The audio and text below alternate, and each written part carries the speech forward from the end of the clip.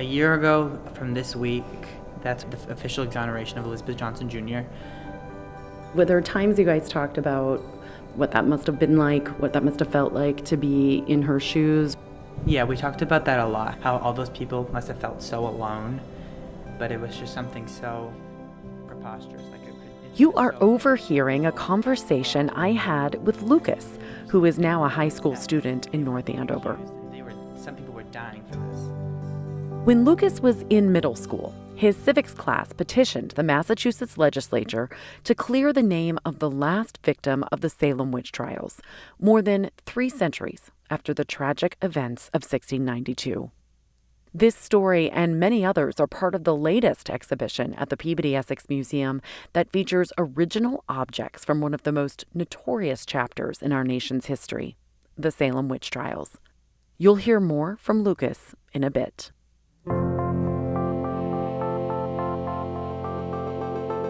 Welcome to the PEMCast, conversations and stories for the culturally curious. I'm your host, Dinah Carden. Today, we'll take a deep dive to understand and get to know several storied objects from our fall exhibition, The Salem Witch Trials, Restoring Justice. And that subtitle gives you a clue to the different kind of angle we're taking this time. This is Dan Lipkin, the Anne C. Pingree Director of PEM's Phillips Library. It's been 330 years, essentially, since 1692, and frankly, the harm and the trauma can never fully be healed. I mean, people were murdered. But one of the things that we've attempted to do in this exhibition is to look at the actions taken between 1692 and today through this lens of restorative justice. In the last few years, Dan has helped curate several exhibitions of PEM's Salem Witch Trial materials. He oversaw the collection of authentic Salem Witch Trial documents belonging to the Supreme Judicial Court archives and cared for here at the museum's library since 1980. We recently returned these documents to the state of Massachusetts court system following a significant renovation of their archival facilities. Before returning the documents, we digitized them and made them available on our website, pem.org. In this exhibition, you'll find reproductions. Now, here's Dan to set the scene of our newest exhibition, the Salem Witch Trials, Restoring Justice. Salem area residents knew in the course of the trials that they were not fair, they were not just, and some actions actually were taken during the height of the trials to try to counteract those injustices. We also look at the aftermath and how the community reacted, how victims and family members tried to petition for restitution, for exoneration, so that the reputations and records of the accused would be cleared. The hope is that we can encourage folks to model our actions on those concepts, right, of compassion, tenacity, shared responsibility, to be inspired to honor the victims of 1692 and to continue to persevere in the face of injustices that we might encounter today. To a certain extent, the work will never be done, but we have to remain optimistic and keep trying, and keep working to try to attain the ideals of what we are supposed to be living up to as a country. Let's look at a few of the objects owned by the accusers and accused here in 17th century Salem. In the 17th century, a sundial was something that you found in more affluent homes, and they helped people organize their lives and how they spent their time. This is Paula Richter, longtime curator at PEM, who has worked on several exhibitions about the witch trials. The Puritans also had philosophical views about time and making the best use of your time, how to use your time effectively and productively. The sundial is gorgeous, stamped with stars. It's something sort of mystical that you might find in a Salem shop today. It also, however, was a reminder of mortality, to make the best use of your remaining time, however long your life might be.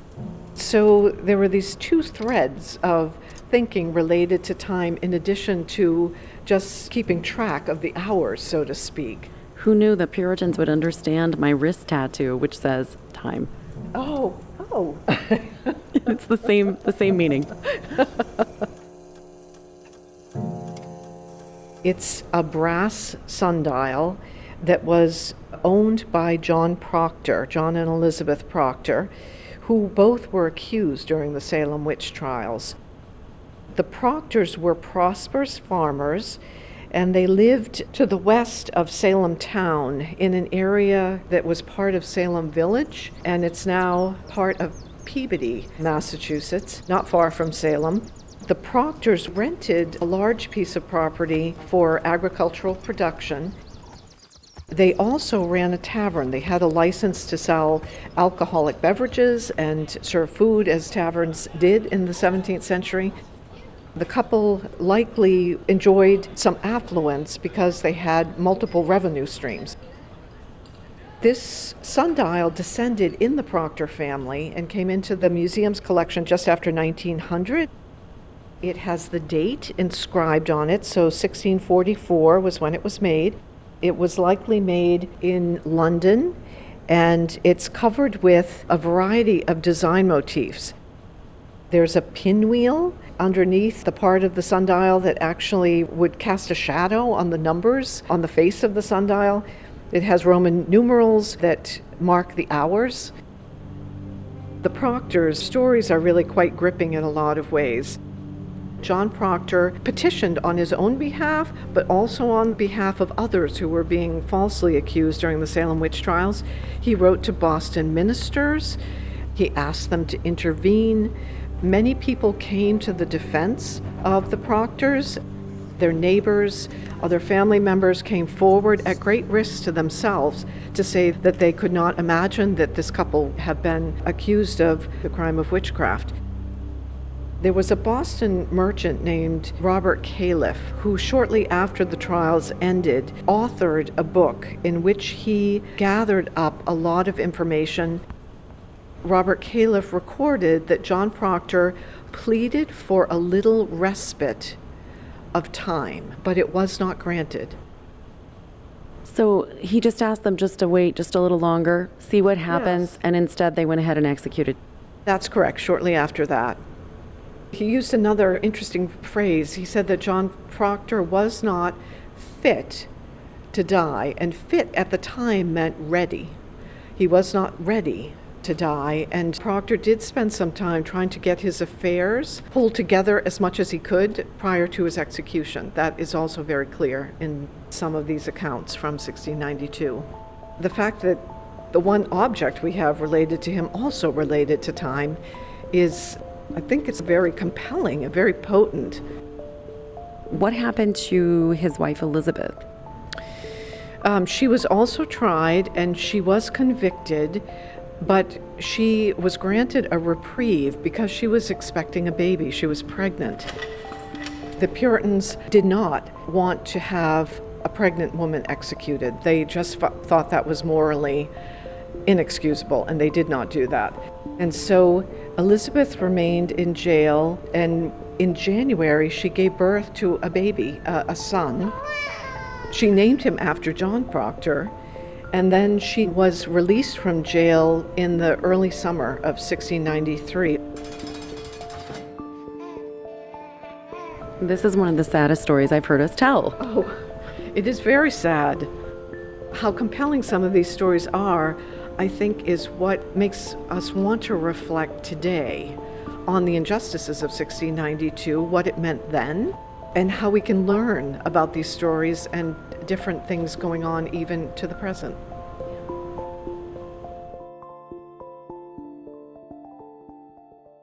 Now you will go underground with us to museum storage. Listen as Paula unpacks this next object shortly before it was brought to the gallery for the exhibition. Just removing layers of packing materials. I'm just going to turn this around so you can actually see this. It's a 17th century hand-sewn textile. This looks quite old and delicate. Yes. This is another textile treasure in the collection of the Peabody Essex Museum. The museum does have a fairly large collection of historic samplers and needlework done primarily by women. It was actually part of the formal curriculum for how young women were educated in the 17th, 18th, and into the 19th century, and even into the early 20th century. Many schoolgirls and young women would make some kind of sampler, which are typically embroidered with needle and thread on a piece of cloth. They often include the alphabet, and so they did teach a level of literacy by learning your ABCs, as people still do today. It also taught them a more artistic kind of training. If the students advance beyond just stitching letters and numbers, they might go on and make more elaborate works that might have a variety of more ornamental designs. This sampler was created by Mary Hollingworth. As an adult, she married Philip English, and Philip and Mary English were both accused of witchcraft in 1692. This gives us a glimpse into her earlier life. She was the daughter of a wealthy merchant. Her mother owned and ran a tavern in Salem. This is quite a beautiful sampler in the late Elizabethan tradition of embroidery. So it has a number of different types of motifs, all done in things like cross stitch and a variety of other stitches. There are a number of recognizable plants or flowers. So these are strawberries with green leaves beside it, and then a variety of other types of flowers. It gives a sense that this was a young woman who was being trained to live a more genteel lifestyle. These types of flowers and letters were used in inventorying household linens that women would continue to manage throughout their lives. You would put initials or names on all your household linens, like sheets, pillowcases, towels. These were all relatively expensive in the 17th century. So just sort of to learn how to monogram their own things? Exactly. Monogramming is the last vestige of that practice. And like in the 17th century, a lot of the monogramming is still done for when people are getting ready for special events like weddings or starting a household together. Mary Hollingworth signed her sampler, and I'll point it out to you. It's on the very bottom. When she got down to W, X, Y, and Z on the left side of the bottom row, then she began her name, and she ran out of space at the end of the line, and so she dropped the last two letters onto a lower line. There's the TH. That's something I would do there at the bottom, though. Just didn't think that through completely. I think it's evidence that she essentially signed this with her needle and thread. How does this set these ladies apart in terms of learning to read? Mm-hmm. Across the board in society, the Puritans had a much higher level of literacy than in Europe at the time, because everyone needed to be able to read the Bible. So a lot of Puritan women may have been able to read, and then some clearly did have the extra level of education at the time that would enable them to write. Her story and Philip English's story is a little different from some of the other people. They both were accused, even though they were probably one of the most wealthy couples in Salem at the time. Philip was born off the coast of France, the Isle of Jersey, which was actually a British isle. When he came to Salem in the 1670s, he actually was employed by the Hollingworth family, and that's probably where Mary met him. The couple married. Philip went on to be a wealthy merchant. He owned ships, he owned wharves. They eventually built a house in the 1680s here in Salem. They may have actually been quite surprised, but their wealth offered them no protection in 1692 from the accusation of witchcraft, and perhaps their affluence had been a source of jealousy or may have made them targeted. Philip was also becoming more involved in local politics, which were quite contentious at the time, so we don't know exactly why they were accused of witchcraft, but they both were.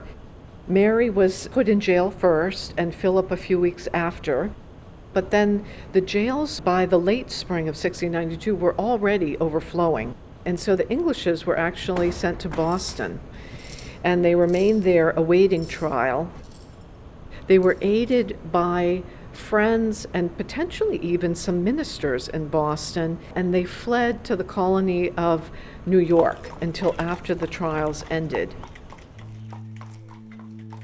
However, while they were away, all of their vast property was seized, and that happened to anyone who was accused of witchcraft in 1692. The local sheriff came and emptied their home.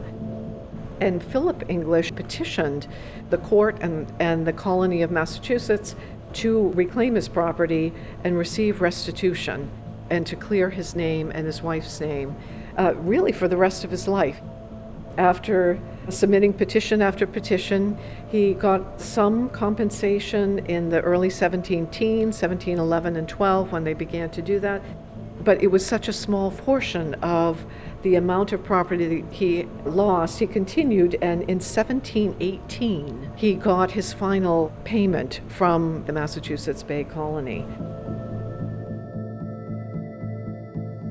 We're continuing this theme of waiting a very long time for restitution.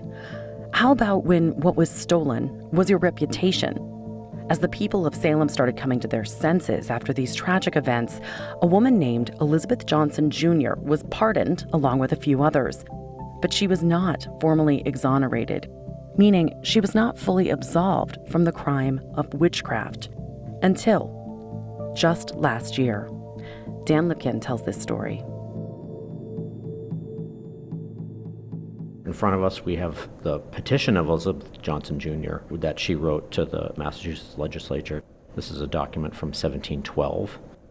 Elizabeth Johnson Jr. was the granddaughter of the Reverend Francis Dane Sr., who was one of the few courageous voices of resistance during the trials. And during her examinations in August, she confessed to signing the Devil's Book, to attending witches' meetings, to afflicting several people. And she was probably among the many who, by that summer, realized that confessing to these crimes was the path to liberty and to freedom, because those who confessed typically were eventually released from prison. Those that resisted were the ones who were executed. So a grand jury found Elizabeth guilty in mid-January of 1693, mainly based on that confession. But the next month, she was pardoned by the governor. Despite that, she was never formally exonerated by the legislation. I asked Dan why things in Salem have moved so slowly, why restoring justice has taken so long. Initially, I think there was a lot of shame in the community. I think there was confusion about how do we deal with this, how do we restore our reputations, how do we face each other as community members. These processes take a very, very long time. At the end of the exhibition here, we have a list of restorative actions that had been taken from 1692 all the way through 2022. Over 300 years of people saying, hold on, here's another instance of damage that we need to act to repair. And in some ways, the healing will never be complete.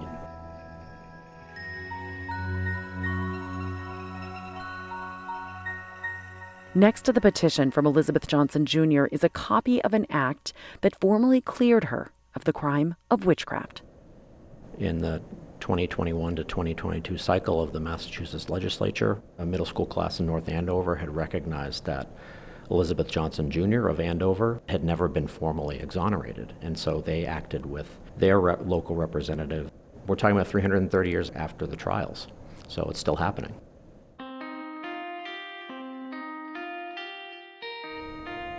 So we called her EJJ. It made it more like she was not just a historical figure, like she was a real person. This is Lucas, now going into his sophomore year after working on the project to exonerate Elizabeth Johnson Jr. She lived in North Andover, close to the main town. She was about 22 when she was accused of being a witch, and she was described to be simplish as best by her grandfather, which probably means she had a mental disability, and that's why they accused her of being a witch, but half of her family was also accused of being witches. Miss Lapierre introduced it to us at the beginning of the year as our civics action project. Our class was the second class to do this project. The first class, they're going into their junior year of high school now. but they created a bill that they sent to the state legislature. Our class's job was to get that bill further throughout the process, but unfortunately that bill did not make it any further, so we had to find new methods to exonerate her. First, we were trying to get the governor to pardon her in one easy step. So we were calling the office of the governor, we were writing letters to him, but we didn't really get anywhere. Then Senator DiZoglio decided to add Elizabeth Johnson Jr. to the state budget bill, which means if the state budget bill got passed, then so would she get exonerated. So we had to then call the offices of the House of Representatives in Massachusetts to get them to keep her in their version of the state budget. When the governor signed this legislation in 2022 exonerating EJJ, the news went round the world, making global headlines. The students and their teacher did interviews for radio and TV stations from around the US, Canada, the UK, and here they are on The Kelly Clarkson Show. Y'all give it up. We all started learning about this, and then we started writing letters and emails and postcards to senators and representatives and all this wow kind of stuff that we didn't expect to do. Yeah. Really You've great. been a part of this huge thing at such a young age. That is so cool. It's a really cool thing. What do you think are the lessons that people should be thinking about that came out of the Salem Witch Trials? First of all, don't judge a book by its cover, because a lot of people were just judging based on how people fit in society, and that's why they were being accused. And also to speak up for people who don't have their own voices, because Elizabeth Johnson Jr. had no voice. She was a woman in Massachusetts in the 1600s. She had no power at all, and now we were able to speak up for her. They now know how to approach people in the government, and if they have something they're passionate about, what steps they can take to pursue it. I asked teacher Carrie LaPierre what she thinks is the most important thing the students learned. The biggest lessons, I think, is about bullying and treating people who are different poorly and ostracizing them. I think that's a really comfortable message, in a sense, for 8th graders to understand. Some of them were even able to connect it to how women are treated in the world today as they were then, what are the parallels. So there were some exciting conversations. I'm just so proud that they stuck with it as long as they did, and that they were successful, that they can see that their actions mattered in the long run.